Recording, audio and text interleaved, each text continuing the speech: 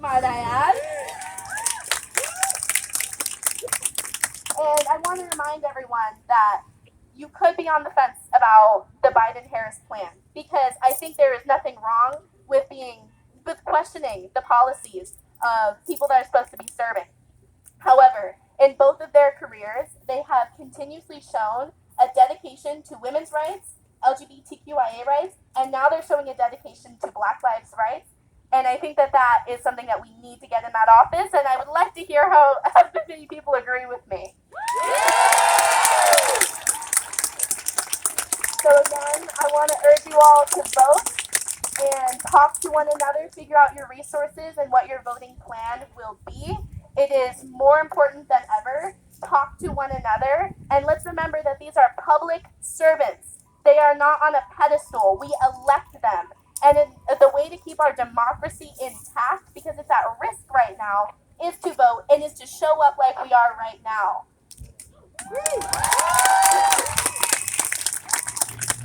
And I just want to say, as an 18-year-old young woman, you guys are my inspiration, and I think we all keep fighting because of one another, and from our ancestors who've been fighting this fight a lot longer than we have, and for RBG, who sat in that seat and fought for us. So thank you all for coming out here, because the power in numbers is what's going to keep us going. And it's just beautiful. And so I thank you all, and keep fighting the good fight. Thank you.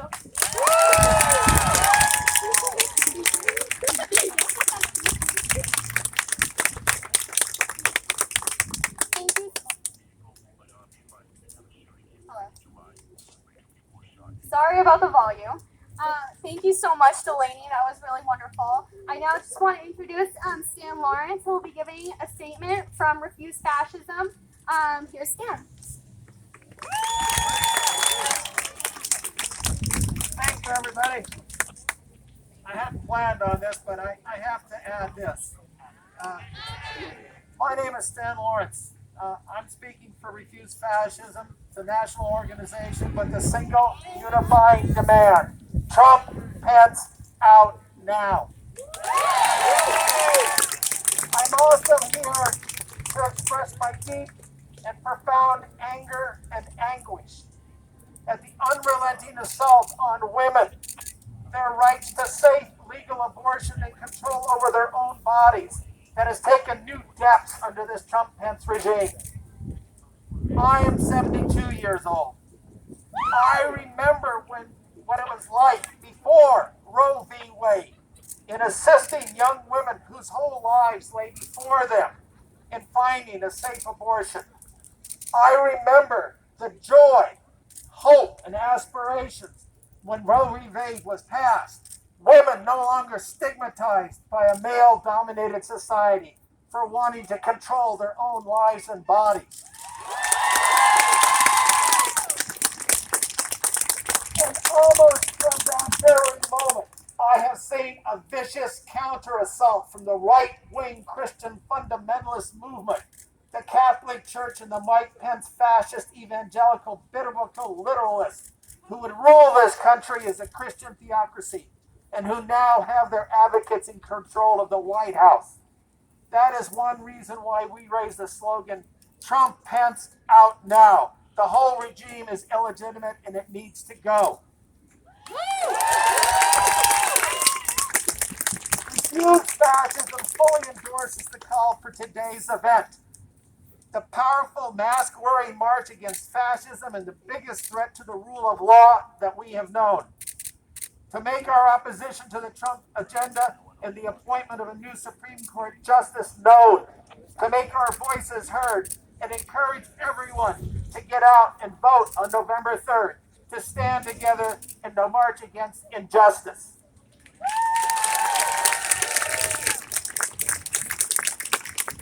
But sisters and brothers, as Bob Dylan wrote so many years ago, let us not talk falsely now. The hour is growing late. Even as tens of thousands of us gather here in Washington, D.C. and throughout the country, we face a very dangerous moment. As we stand here, the Trump regime already is stealing this election. And so I come to you in solidarity, but also with an invitation and a challenge.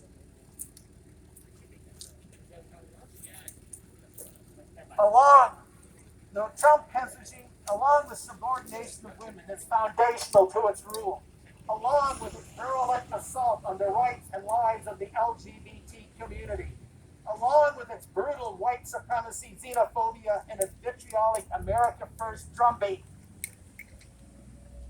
It has been waging an unrelenting war on the rule of law in this country. And now this fascist regime has unleashed a rolling coup to steal the upcoming elections. This includes packing not only the Supreme Court, but the federal judiciary on every level with Christian fascist theocratic ideologues. By having the Republican fascist controlled state legislatures bring a torrent of lawsuits and laws trying to suppress the vote. We've already seen the lines of Black and Latinx people waiting 12 hours to cast their votes. This regime has militarized the electoral process, calling their white supremacist MAGA thugs like the Proud Boys to stand by. To stand by for what? We only need to look to Michigan to see for what. This is why Refuse Fascism has said, we need to vote. But Trump will not be stopped by just voting. We have to assemble now, to plan, to organize, to stand together every day before the elections to stop the Trump-Pence regime. That is my invitation and challenge today. Join with those who have already stepped forward and others who are doing so today. Whatever the issue that most deeply impacts you, that most urgently calls out to you, you need to bring that passion and energy to this fight. Join you with those frontline fighters for Black lives, the immigrant rights fighters, the cause that brought women and men together to protest out the Supreme Court.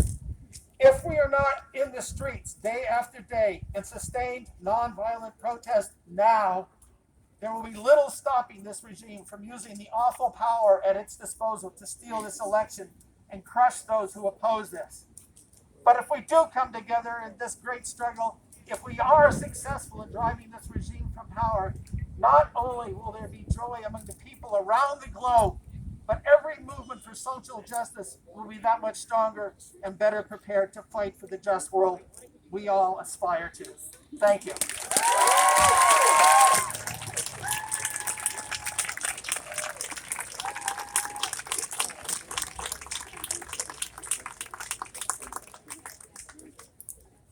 All right, so I'm just going to introduce our next speaker, Toyelle Washington from Black Boston.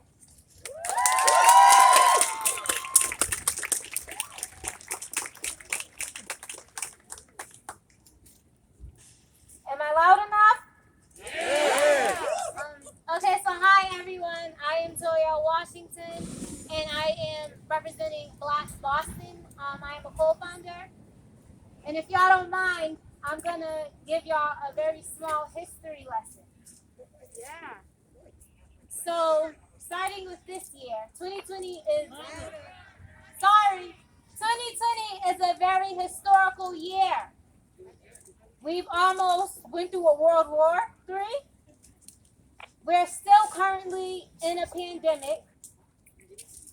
And we've been here to experience one of the biggest civil rights moments in history, being the Black Lives Matter movement.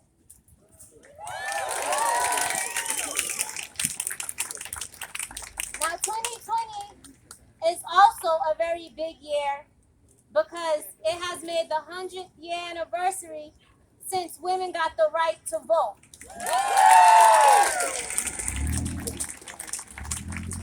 And so I see that everyone is applauding, and a few months ago, in June, everyone celebrated this progress.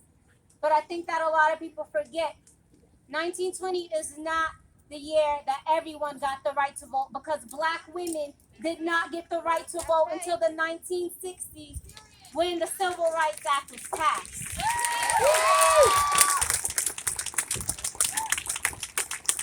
And as we celebrated this progress, that was representative of all the progress celebrated with the erasure of women of color.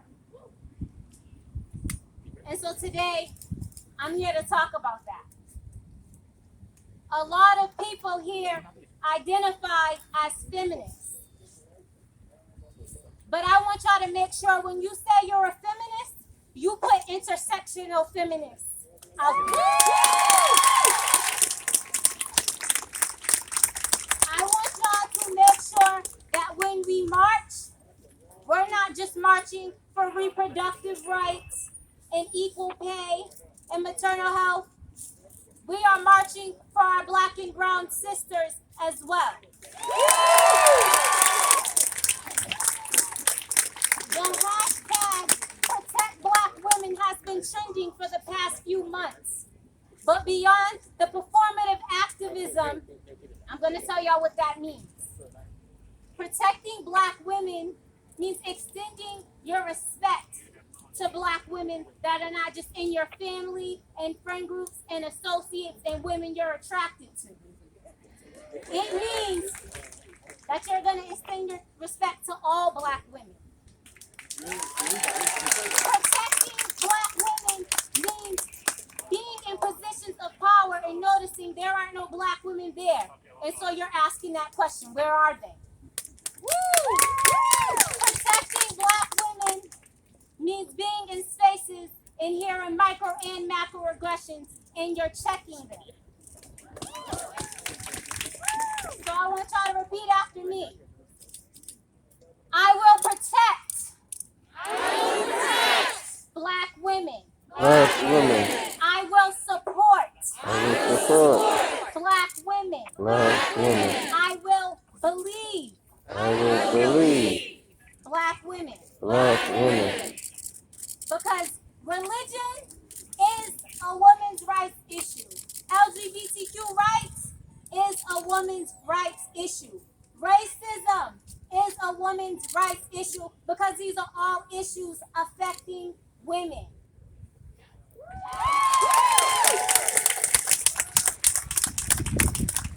So now that we said it out loud, when we march today, keep intersectionality at the back of your mind. Because feminism without intersectionality is white supremacy. And now that I have y'all attention, please follow Black Boston 2020 page on Instagram and Twitter so we can continue these conversations. And remember that today is not just a moment, it's a movement. Thank you.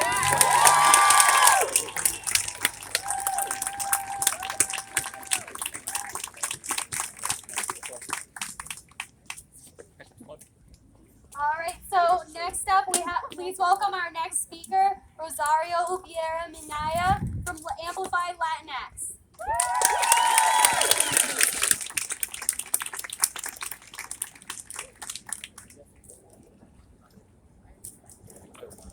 How's everyone doing? Can you feel that power in your voice? For a long time, I didn't own my voice. I didn't understand the power of my voice. Through my personal and professional journey, very rarely have I encountered people holding positions of power and decision making who also look like me, whose experiences and stories resonate with mine, who I could relate to. As a formerly undocumented immigrant from the Dominican Republic, English language learner, and proud Afro-Latina, my existence and value in this country is not measured with the same stick as others. Some see me and label me. They see me as less, as a burden, and worse, someone who is valued by others based on their rules. Too often, the path of my community and the issues we care deeply about is determined by individuals or groups that don't look or think like the communities our identities represent. This has historically resulted in profound disadvantage for communities of color. Disadvantages that I have personally experienced as a minority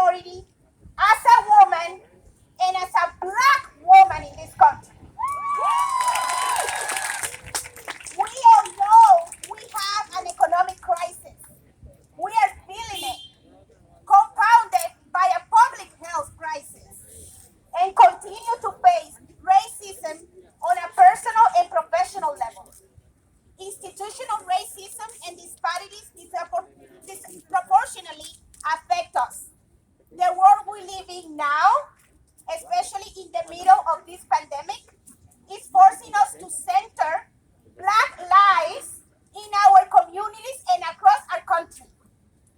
As Latinx, as women, as mothers, as daughters, sisters, wives, discussing racial justice is no longer an option. We have to also address our own prejudice, rooted in racism, class, and colorism. Prejudice ingrained in our identities, passed on through our colonial heritage, white supremacy, and histories that is still running our present. We must confront the reality. We see our Black and brown students being failed by the educational system. Our children are in cages and families separated at the borders. Our Latinas and Black women being forced into mass hysterectomies as part of a political agenda steeped in white supremacy. And misogyny is in the hands of ICE. We see generations of wealth in our communities disappearing in front of our eyes. Black and brown owned businesses are struggling to stay afloat. Our hospitals are full of our essential workers who are also our relatives and our friends, and in disproportionate numbers are also Black and brown. While skyrocketing housing costs, displacement, wealth gaps, and economic inequalities continue to ravage our communities. We know our reality, but what are we going to do about it? Accept it and conform? Or are we going to accept it and conform? Or are we going to change and shift gears to change the trajectory? We can do it. I realize that those disadvantages were only going to be perpetuated by the lack of representation I saw every day. Look around you. See how many women of color are here today. We need more representation. I wanted to help change that. I started to strengthen my voice. I started to realize my power, stand my ground, and value my experiences and story to start changing the narrative about my community. I have committed my personal and professional trajectory to social justice and equity by advocating for inclusivity and representation, dismantling oppressive systems, and empowering Black and brown populations to become active participants in advancement of their communities. But we need all of you. We need your support. We need you to support Black and brown communities. But I also realize I can do it alone. I wouldn't make an impactful difference without being part of a collective effort. Women, mujeres, mis hermanas latinas, our voice counts. We count. We have the power to change the course and trajectory of the country for the better. My reasons for getting counted, making sure I'm voting, and that I'm using my voice as an Afro-Latinx leader are because I know what's at stake if our voices are not heard and our needs are not met.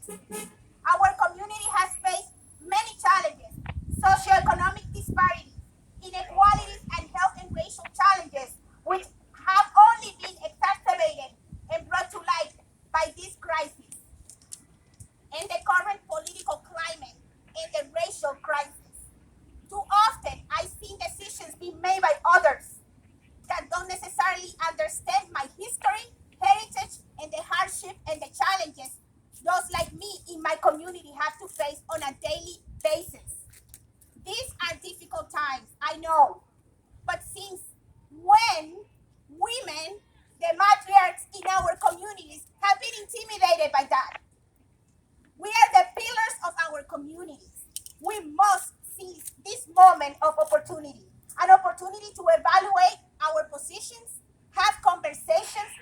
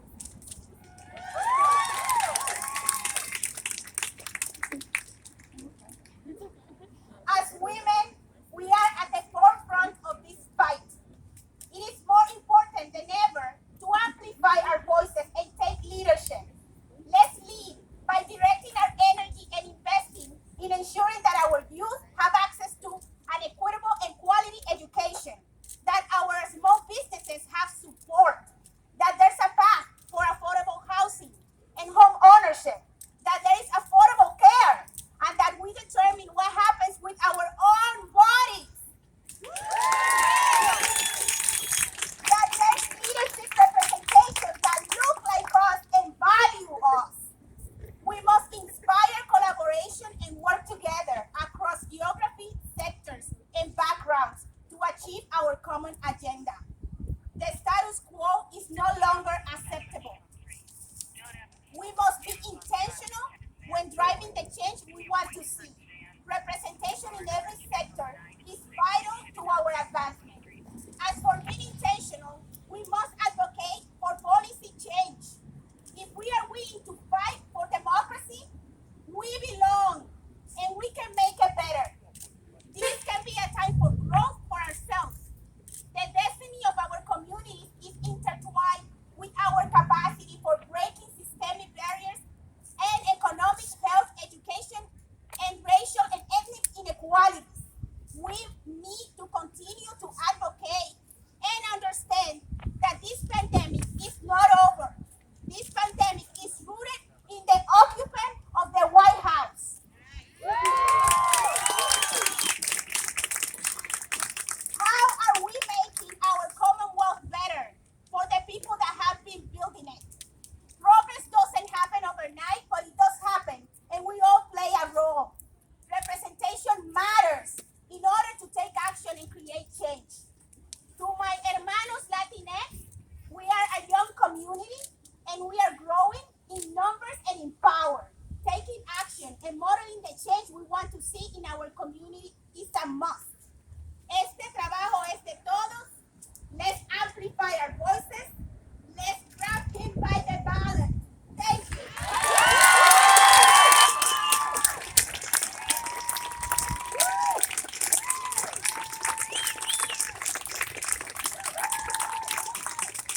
Thank you so much. That was really great. Thank you. All right, so please welcome our next speaker, who is the representative from the 1st Hampshire District, Representative Lindsay Sabadosa.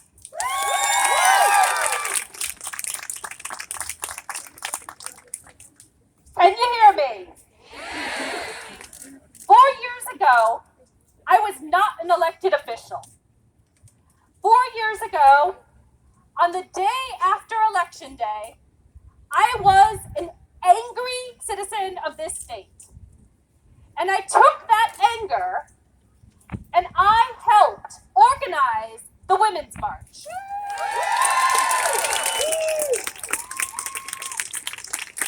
I live in Northampton, and we brought, yay, Northampton! And we brought dozens and dozens of buses full of people to Washington, D.C., to Boston, so that they could march the day after Inauguration Day, because they were angry too.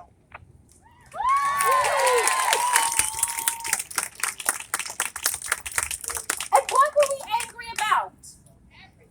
Everything! Yes, we were angry about everything. And we were right to be angry, because we had elected a president who is really good, unfortunately, at keeping his promises. He promised he was going to attack Roe v. Wade. Mission accomplished. He promised he was going to attack health care. Well, here we are in the middle of a pandemic with the ACA under attack again. He promised that he was going to help his friends get richer and not really pay attention to the rest of us. Mission accomplished. And he promised that he was going to uphold white supremacy. Mission accomplished. So now here we are. 4 years after that first march, we are back here. And we have to fulfill the promise that we made at that first march. Because we